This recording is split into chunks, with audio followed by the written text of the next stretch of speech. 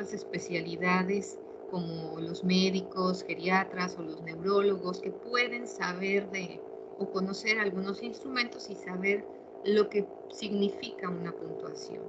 Pero también nos arroja información de tipo cualitativo, es decir, cómo realizan las actividades los adultos mayores, si se equivocan, en qué se equivocan o cómo se equivocan, ¿no?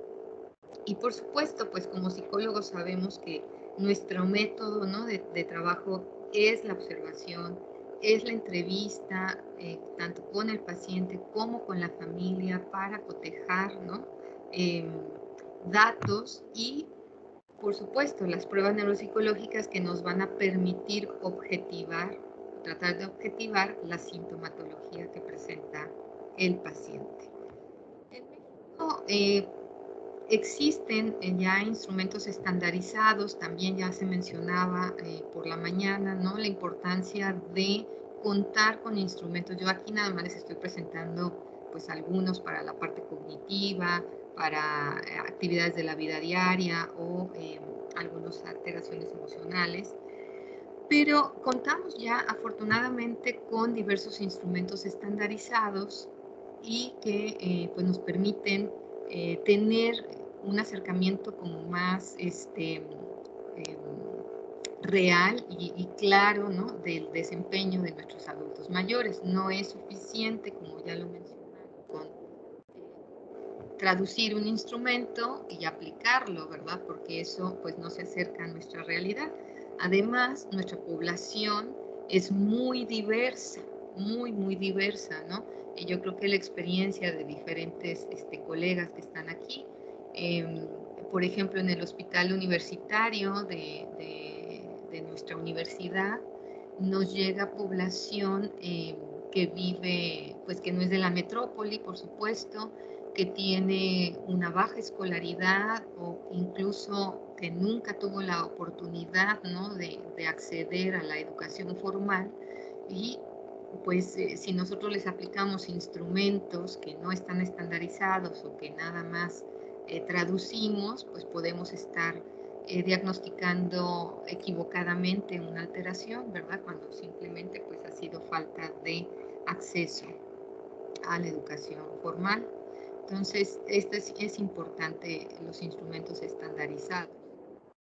El deterioro cognitivo leve, pues ya sea, actualmente, bueno, también se le conoce como trastorno neurocognitivo menor. Es un estadio preclínico de transición hacia la demencia, no todos, hoy sabemos que no todo el deterioro cognitivo leve evoluciona, afortunadamente, hay quien se estaciona, ¿no?, en este diagnóstico y no evoluciona, pero lamentablemente un alto porcentaje de adultos mayores con este diagnóstico va a evolucionar hacia diversas formas de demencia y sabemos que la de mayor presencia pues es la enfermedad de Alzheimer, ¿no?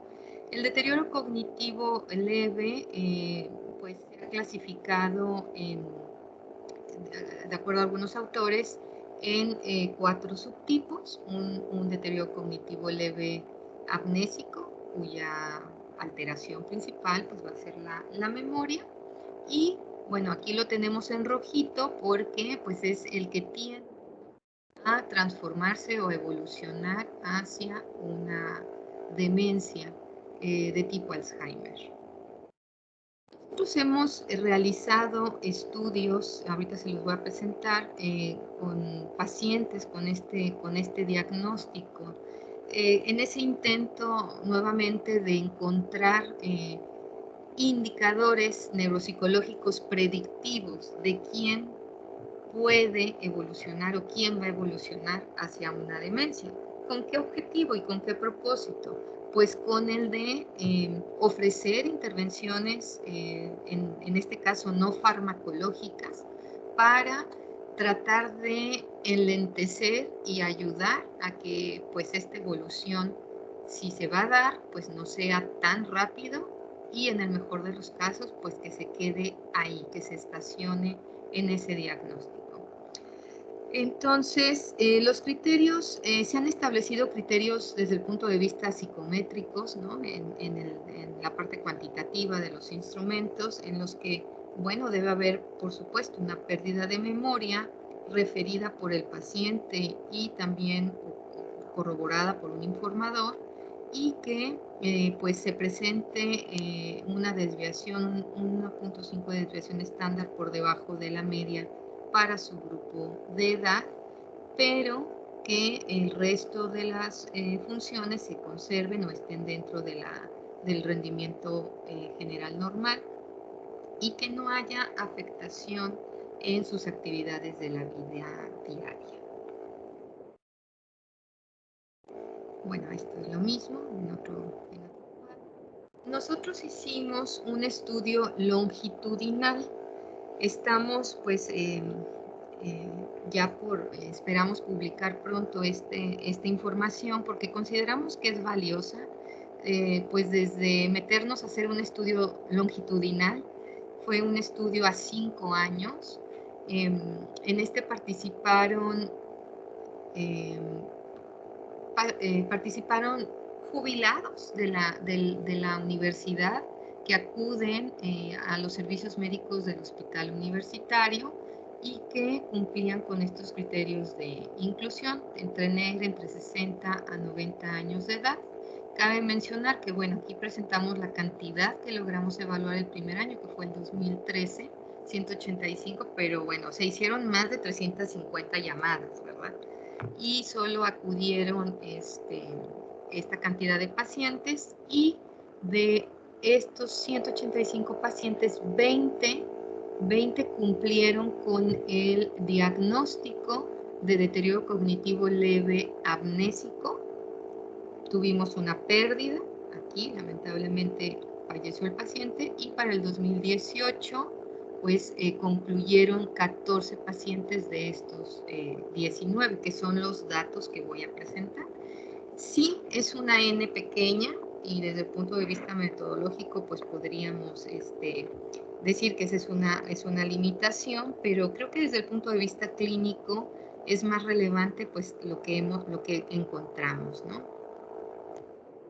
Aplicamos instrumentos que suelen utilizarse en la clínica geriátrica, como es el Mini-Mental. Aplicamos otro instrumento que es el Neuropsy breve, y escalas de actividades de la vida diaria y de depresión y de ansiedad. Es decir, para tener las tres esferas: la parte cognitiva, la parte funcional y la parte emocional. Y encontramos que si bien se nota aquí una disminución en la parte cuantitativa, ¿no?, del Neuropsy, pues los datos no fueron lo suficientemente diferentes como para marcar esa diferencia estadística, ¿no?, significativa. Sin embargo, en el Mini-Mental sí, esta disminución sí fue diferente a lo largo de los años. Sí hubo una disminución en la puntuación y fue significativa. Interesante que si bien aquí en la parte cuantitativa no se refleja, como dijimos, los datos cualitativos sí son significativos, o sí hubo este tipo de información. Lo que ya se ha literatura se ha mencionado que existen o se presentan las intrusiones en diversas tareas en estos pacientes con deterioro cognitivo leve. Lo que nosotros encontramos es que sí hay intrusiones, es decir, se mete información que no es la original en algunas tareas. Concretamente, encontramos que había intrusiones en la fluidez verbal semántica cuando le pedíamos que nos dijeran animales, ¿sí?, y decían otra cosa. Intrusiones también en la fluidez verbal fonológica, en este caso palabras que iniciaran con la letra F, que no fueran nombres propios, y también intrusiones o falsos reconocimientos en la tarea de la memoria verbal, es decir, cuando se le pide a la persona que reconozca si las palabras pertenecen a la lista original. Esto, digamos que es lo que nos ha permitido diferenciar a los pacientes, porque después los pareamos a estos pacientes, buscamos a su grupo control y lo que vimos que los diferenciaba era la presencia de intrusiones, ¿verdad?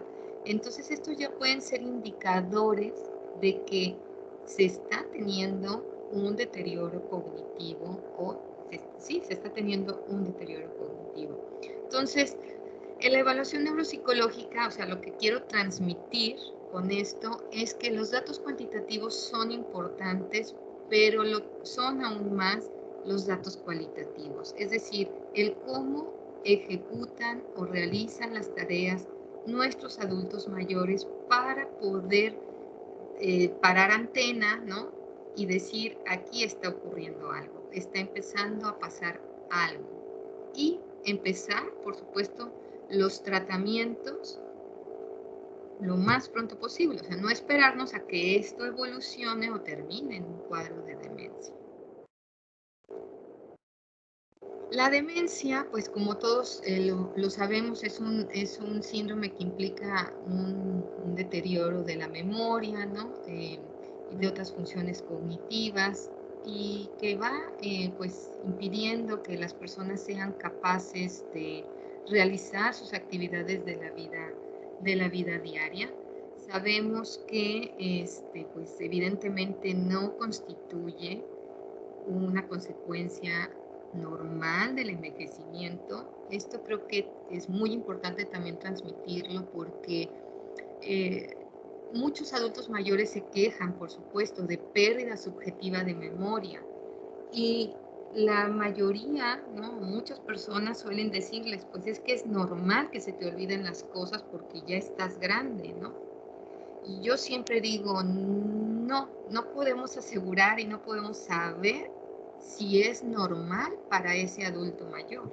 Entonces hay que hacerle caso. Cuando un adulto mayor nos dice, se me están olvidando las cosas, pues lo que tendríamos que hacer es sugerirle ir con un especialista para revisar si esa pérdida o esos olvidos son propios de su edad o nos puede indicar algo más. No hay que dar por hecho que porque estoy grande o porque ya se es grande, se tiene que olvidar. La tendencia pues también a padecer esta demencia pues incrementa, ¿no? Y sabemos que cada año se registran muchos casos de demencia y que pues constituye, o sea, la preocupación por estos datos es una causa, ¿no? De discapacidad, por supuesto, y de dependencia. Y esto pues impacta en las diversas esferas, tanto a nivel físico, a nivel psicológico, a nivel social, a nivel económico. Tenemos cuidadores que tienen que dejar de trabajar, por ejemplo, ¿no? Para cuidar a su paciente. Y pues sabemos que desde el punto de vista psicológico, que cuando tenemos a un paciente, pues la familia también va a sufrir, también va a pasar o a transitar por diversos cambios, ¿no? Y por supuesto, creo que como sociedad y una sociedad con la tendencia también a envejecer, pues este padecimiento debería de importarnos a todos o a muchos y empezar a gestar o a gestionar los cambios en los sistemas de salud y en los sistemas de tratamiento para nuestros adultos mayores. Sabemos que la enfermedad de Alzheimer pues es la principal causa, ¿no? La principal causa de demencia. Depende de los estudios, por supuesto, pues el rango, ¿no? de porcentaje de casos varía, pero pues está en torno al 60-70% de los casos. Entonces, pues claro, nos hemos interesado en ella, no por eso no tratamos las demás, pero al ser la más frecuente, pues todos hemos estado estudiando y revisando a estos pacientes. Sabemos que, o se han descrito diferentes etapas en la demencia tipo Alzheimer, una etapa leve o ligera, una etapa moderada y una etapa severa que podemos, pues, digamos, conocer, detectar por los cambios iniciales, ¿no? Que tienen que ver con la memoria, estos olvidos frecuentes, sobre todo para hechos recientes, ¿no? Aquí es donde los pacientes empiezan a comentar y a quejar que se les olvida lo más reciente, ¿no? Y también aquí la familia puede decir, pero es que se acuerda muy bien de cuando era más joven, ¿no? Es que, ¿cómo, por qué se le olvida esto, lo reciente, y por qué no olvida, ¿no? Lo más antiguo. Bueno, pues sí, es una característica, ¿no? de este tipo de demencia en esta etapa. Puede haber también pérdida gradual de la desorientación, ¿no? Sobre todo la parte temporal. Algunos pues hacen mención, pues es que a mí nunca me ha importado la fecha, entonces yo no sé el día, nunca sé el día en que vivo, ¿no? Y a veces, pues incluso hasta bromean con nosotros cuando les preguntamos su edad, ¿no? Y nos dan el año, dicen, no, pues ya, sáqueme usted la cuenta, ¿no? Porque ya son muchos años. Entonces, pueden empezar a tener fallas en la orientación temporal y a saber a veces con exactitud su año, su edad, ¿no? Nos pueden decir muy bien el año en el que nacieron, pero la edad exacta, ¿no? Y pues va a haber fallas principalmente en las diversas etapas de la memoria, de lo que evaluamos con las tareas neuropsicológicas, es decir, puede haber, como ya mencionamos, intrusiones, ¿no? En las tareas de reconocimiento, no se van a beneficiar tanto, ¿no? de las ayudas o de las claves, y en algunos casos, en algunos pacientes ya podemos empezar a observar fallas desde el inicio de la información, es decir, en la fase de codificación, que les cueste trabajo aprender nueva información, que su curva de aprendizaje sea más bien plana, ¿no? Que si yo le digo 6 palabras, nada más logre codificar o aprenderse 3, ¿no? En los ensayos. Puede haber ya alteraciones también en esta fase. En la etapa moderada, pues se van agregando, se van sumando cambios por ejemplo, en la fluidez verbal, ¿no? Una disminución en la fluidez verbal, ya sea semántica y o fonológica, esta dificultad para emplear o encontrar las palabras correctas, ¿no? Los rodeos, los circunloquios, alteraciones también en algunas habilidades motoras y fallas en la comprensión, sobre todo cuando las instrucciones son largas o cuando son muy complejas, puede haber fallas en la comprensión. Severa, pues ahí ya se agrega también las alteraciones en las funciones ejecutivas y pues lamentablemente alteraciones más severas en la marcha, ¿no? En la deglución y pues puede terminar en el mutismo, ¿no? El lenguaje ya se ve muy afectado y también pues fallas en el control de esfínteres. O sea, aquí ya pues el paciente es completamente dependiente para sus actividades de la vida diaria, instrumentales y también pues las básicas, ¿no? Tiene que ser alimentado, tiene que ser cambiado para pues mantenerlo bien. Lo que nosotros hicimos en el hospital universitario, en el servicio concretamente de geriatría, se llama así, Centro Regional para el Estudio del Adulto Mayor, o CREAM. En un año de la consulta, recogimos, esta información es de 228 pacientes. 228 pacientes, por supuesto, que acudieron o que pasaron por evaluación neuropsicológica. Al año, pues, se atienden más pacientes, pero estos 228 pacientes fueron derivados para hacerles evaluación neuropsicológica. De estos 228 pacientes, 164 cumplieron con un diagnóstico de demencia o de diversas enfermedades como las que tenemos en esta diapositiva. Y de estos 164 pacientes, 60, es decir, el 37%, cumplieron con el diagnóstico de Alzheimer.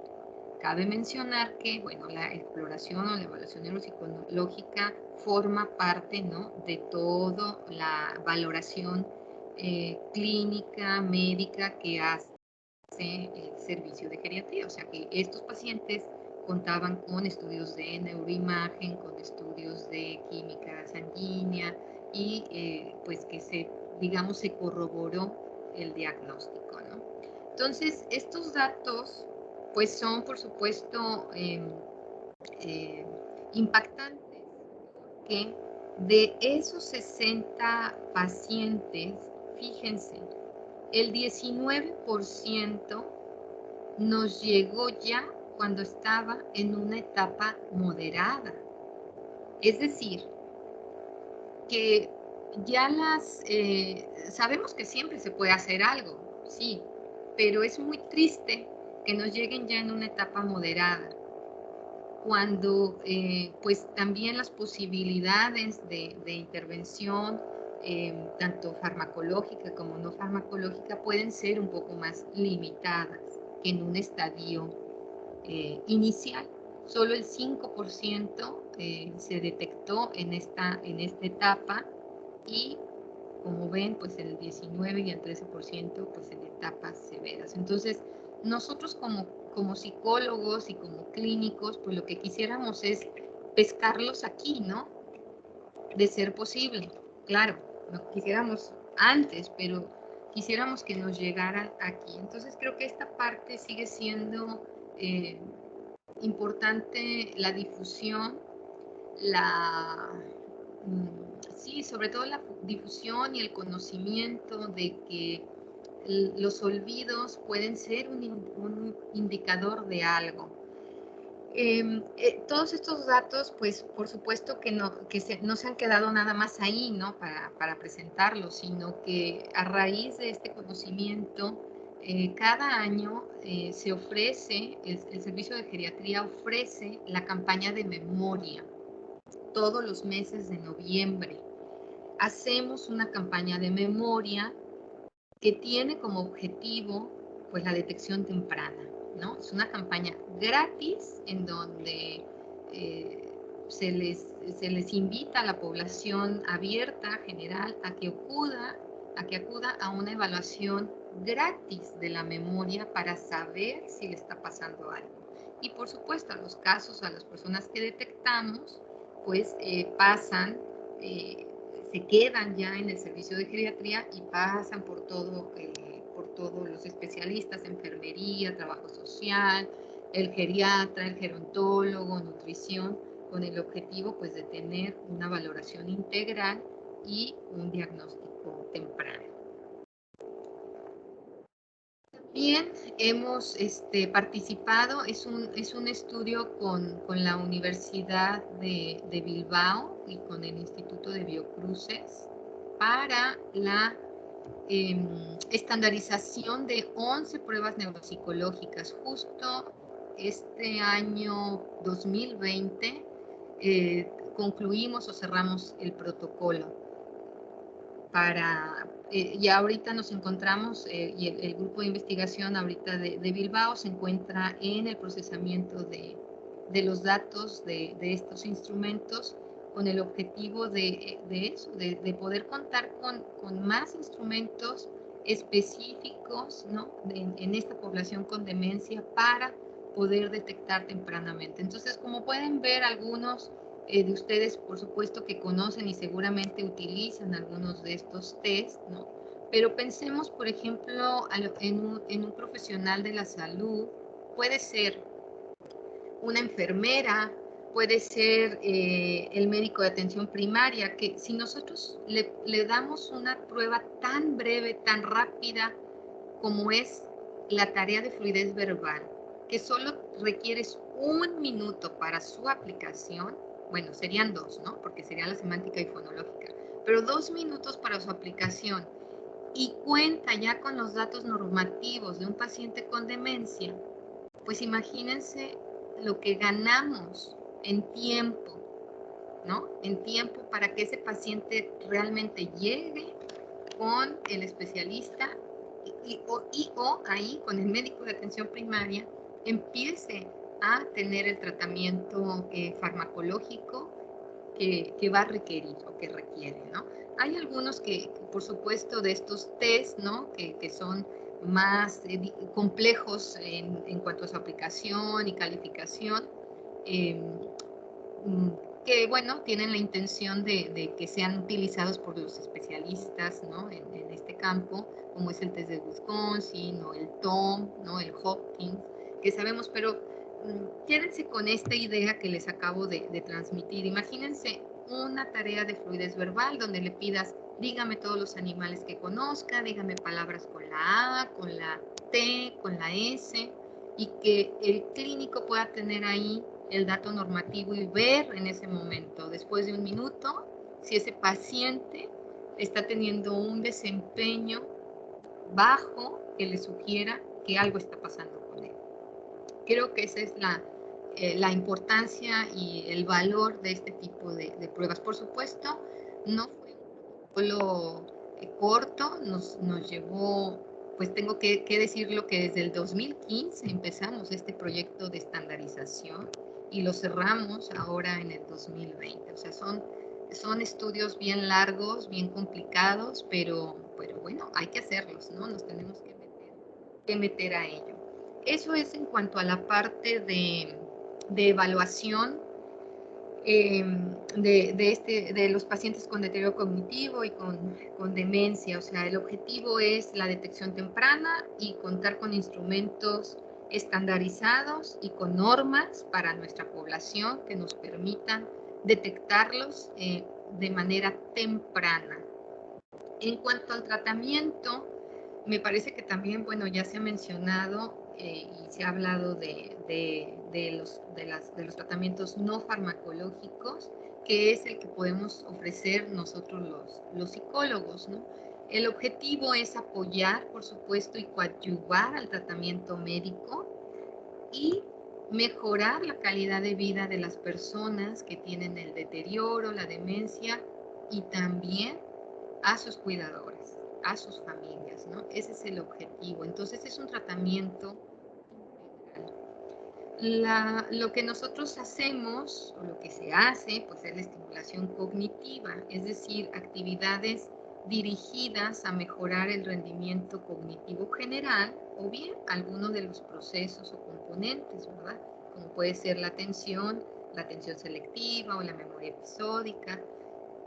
Cada vez más se lleva a cabo este tipo de intervenciones en pacientes sanos, ¿no? Sabemos que hay personas que quieren mejorar su rendimiento y pues recurren también a este tipo de tratamientos no farmacológicos. La estimulación forma parte de la rehabilitación neuropsicológica, ¿no? Es solo un apartado, porque la rehabilitación pues es más amplia, es decir, implica el trabajo también con la familia, implica también el manejo conductual de algunos pacientes que pasan o que cursan, ¿no? Con alteraciones neuropsiquiátricas, por ejemplo. Entonces, pues también el manejo conductual con el objetivo de reducir el impacto que esto puede tener y que tiene en la vida cotidiana tanto del paciente como de la familia. Los objetivos pues son, por supuesto, mantener la autonomía, mantener el rol y pues lo que mencionaban hace un momento, ¿no? La autodeterminación, o sea, el seguir, el tratar al adulto mayor como lo que es, un adulto mayor. No es un niño y no es una persona que pierde su inteligencia, ¿no? Como para tratarlo de otra manera. Entonces se trata mantenerlo activo en la parte física, en la parte cognitiva, en la parte social y en la parte pues de la familia o de su comunidad, ¿no? Les voy a presentar aquí el caso de un paciente, es muy joven, como pueden ver, de 55 años de edad, que con 10 años de escolaridad, que nos lo refiere el servicio de neurología para pruebas neuropsicológicas porque acudía con queja subjetiva de memoria. Entonces ahí el neurólogo dijo, muy bien, pues vamos a ver qué le estaba pasando a este paciente de ocupación mecánico automotriz. Y bueno, lo que él mencionaba, ¿no? Un ejemplo de sus olvidos era que, bueno, pues cuando tenía que hacer el cambio de alguna pieza en el auto y se metía debajo de él, pues de pronto se daba cuenta que no llevaba la herramienta, ¿no? Entonces, pues eso implicaba que, bueno, le llevaba tiempo, ¿no? Hay que volverse a salir, ir a buscar la herramienta, regresar, ¿no? Y eso pues le empezó a causar un poco de desconcierto y decir, ¿por qué me está pasando esto? Entonces, en un paciente joven, también podríamos sospechar, bueno, que pueda haber depresión o alguna situación de ansiedad, por eso se incluyen estas escalas. Lo que encontramos, voy un poquito más rápido por el tiempo, es que estas son las funciones preservadas y efectivamente el paciente estaba empezando a tener fallas en la recuperación de la información, o sea, sus fallas o su percepción de que le estaba fallando la memoria era verdad. Además de algunas alteraciones en la inhibición y en la planeación, ¿no? Entonces, el diagnóstico pues, fue compatible con deterioro cognitivo amnésico multimodal. Es el perfil de inicio, ¿no? Y lo que podemos ver, pues efectivamente, ¿no? Es que la recuperación espontánea está bajita, le falla y que no se beneficia de las claves o de los apoyos para recuperar esa información. Entonces, la terapia en este caso pues es individualizada, por supuesto. Se desarrolla pues, el plan de trabajo de intervención que vamos a llevar a cabo con el paciente y como pues bien dijo la doctora Adela en la mañana, pues si le falla la memoria no me voy a ponerle tareas de memoria, ¿verdad? Entonces, trabajamos primero el proceso atencional como un proceso cognitivo más básico y que subyace, por supuesto, a la memoria, con un modelo clínico, que es el modelo de Benji-Shine, y para las fallas en las funciones ejecutivas recurrimos al modelo también clínico neuropsicológico de Solver y Matir. Es decir, que los programas se hacen a medida, ¿no? Este es como un traje que se diseña específicamente para el paciente, pero por supuesto, los modelos que ya existen y que han probado su eficacia para la mejora y mantenimiento de funciones cognitivas. Entonces, este es un ejemplo de un diseño de la sesión, lo que se pretende hacer, por ejemplo, identificar un estímulo específico entre muchos, ¿no? Las típicas tareas de cancelación. Utilizamos, por supuesto, tareas de lápiz y papel y también tareas en software, ¿sí? Que también ya se ha comentado y lo hemos visto que pues parecería no haber diferencia, ¿no? Entonces, bueno, aquí se especifica lo que tiene que realizar concretamente el paciente, lo que el terapeuta le va a ir enseñando, cuál es la estrategia, y estos son los indicadores que se registran de esta actividad, el tiempo que tarda en realizarla, sus aciertos, los tipos de errores. Estos son ejemplos de algunas tareas, ¿no? de estimulación que hay en el software. Nosotros utilizamos el NeuroNoc, existen diversos softwares, nosotros utilizamos este. Y Pues se hace la planificación a lo largo del tiempo. En primera instancia, nos fijamos un periodo de tiempo de 6 meses para hacer la reevaluación y el cronograma sería este, ¿no? Se empezó a trabajar con atención e inhibición, después ya se empieza a trabajar o se sigue con atención y se inician tareas de memoria, memoria y flexibilidad, memoria y atención dividida y pues posteriormente el periodo de evaluación. Si recuerdan, pues este es su perfil, el rojo es su perfil inicial y el negro es a los 6 meses. Vemos que sí hay una mejoría, sobre todo en la recuperación por pistas o por claves, no así en lo espontáneo, pero sí por claves o por pistas. Pues bueno, ahí va, ¿no? Más o menos el paciente mejorando en esto. Y quiero mencionar que, bueno, este caso se dio de alta después de este periodo de tiempo y lo seguimos a los 3 meses. Llamamos por teléfono para ver cómo andaba, cómo iba en sus actividades laborales y el paciente pues refirió que no había tenido ninguna dificultad. Ay, se me está acabando el tiempo. Hicimos también talleres grupales. Voy a comentar rápido y brevemente. Hemos trabajado con pacientes en la modalidad grupal. Juntamos a pacientes con el mismo diagnóstico de deterioro cognitivo leve amnésico y enfermedad de Alzheimer inicial y un grupo ya con enfermedad de Alzheimer moderada. Acudían 2 veces por semana con 2 horas de duración. Empezamos a trabajar el proceso de estimulación cognitiva y mientras los pacientes estaban en los talleres de memoria, en el taller de estimulación de la atención, también estábamos trabajando con los cuidadores. Al final concluyeron de nuestro grupo de pacientes, del grupo 1, de 12 pacientes concluyeron 7 y vimos que sí hubo cambios significativos pues en el proceso que estábamos evaluando, estimulando la atención selectiva y sostenida. Trabajamos, este es el modelo de atención de Benji Shai, quizá algunos lo conozcan, no voy a entrar en detalle ahora mismo por cuestiones de tiempo, pero con mucho gusto les puedo compartir la literatura. Y bueno, este era un video de un ejemplo de los pacientes, pero no lo voy a proyectar, pero sí quisiera cerrar hablando del trabajo que también hicimos con los cuidadores. Sabemos que los cuidadores tienden a sufrir, ¿no?, de alteraciones también emocionales, también se nos enferman y pues sabemos que son cruciales para la adherencia al tratamiento del paciente y para su evolución.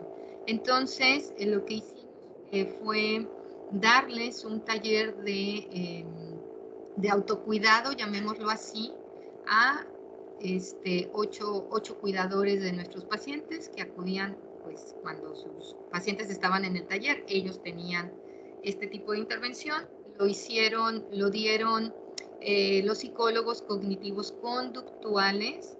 Fueron 12 sesiones en donde se hablaba de qué era la ansiedad, el estrés, la depresión, cuáles son el autocuidado. Se les enseñaron técnicas de relajación y redes de apoyo, o sea, identificación de señales de estrés, manejo del estrés a través de técnicas de relajación y redes de apoyo. ¿Cuáles eran las redes de apoyo tanto ahí en Monterrey como en su área de vivienda, ¿no?, en su municipio? Medimos calidad de vida y por supuesto la sobrecarga, ¿verdad? La sobrecarga del cuidador. Encontramos que reportaron cambios en la dimensión social y espiritual, pues tiene sentido, por supuesto, porque conectaron con otros cuidadores y empezaron a tener un poquito más de tiempo para ellos. disminuyó la percepción de la sobrecarga. Entonces, nosotros estamos convencidos de que los programas de rehabilitación neuropsicológica deben incluir este tipo de intervenciones tanto para el paciente como para los cuidadores, y que deberían incluirse pues en todas las clínicas de atención mayor. Gracias. Muchísimas gracias, doctora. Ahora pasaremos a responder algunas de las preguntas. Mi compañero Pau les estará dando la palabra. Gracias. Gracias, doctor. Muchísimas gracias. Doctora, en nuestro chat de la reunión tenemos algunas preguntas. Ana Monteiro nos pregunta, gracias por la ponencia, excelente. Más allá de los pequeños olvidos, ¿qué señales son las importantes para detectar estas enfermedades al inicio? Mira, fíjate que qué bueno que me lo preguntas. Ahora estamos haciendo un estudio con el concepto de soledad. Parecería que la soledad y no la depresión podría ser un síntoma inicial. Entonces, cuando un adulto mayor empieza a aislarse, ya no quiere participar o menciona incluso, no hace mención de que se siente solo, hay que hacerle caso y tratarlo. Gracias, doctora. Tenemos otra pregunta. Laura Leticia Carrillo nos pregunta, la valoración de memoria que se hace en noviembre, ¿en dónde se lleva a cabo para su detección temprana? Se lleva a cabo en las instalaciones del Servicio de Geriatría del Hospital Universitario de la Universidad Autónoma de Nuevo León, y actualmente, bueno, desde el año pandémico, que tuvimos que hacer todos los cambios, lo hacemos vía virtual también. Excelente. Elizabeth Soria nos pregunta, ¿a qué edad se puede conocer que la persona padece o puede tener alguna enfermedad? Felicitaciones por las ponencias, muy excelentes. Muchas gracias. Bueno, pues nosotros cuando lanzamos, por ejemplo, la campaña de memoria, que normalmente se pide que sean pacientes o personas de 60 años de edad, la verdad es que nos llegan más jóvenes y no les negamos la valoración. Tenemos personas muy jóvenes, 40, 45 años, que dicen, oye, a mí se me está olvidando, yo quiero. Las evaluamos porque puede ser, sobre todo cuando hay una historia familiar de este diagnóstico, ¿verdad? Entonces, pues entre más joven, más temprano se detecte, mejor. Entonces, yo creo que no debe haber como una edad así de decir, si tienes 60, sí evalúate, ¿no? Si no los tienes, no. Ok, gracias, doctora. Laura Leticia Carrillo nos pregunta, ¿cómo podemos prevenir el deterioro cognitivo leve? Bueno, se han descrito algunos factores protectores, ¿verdad? Para nuestro cerebro y para el deterioro. No existe así tal cual la receta. Algunos factores son, pues, por supuesto, la buena alimentación,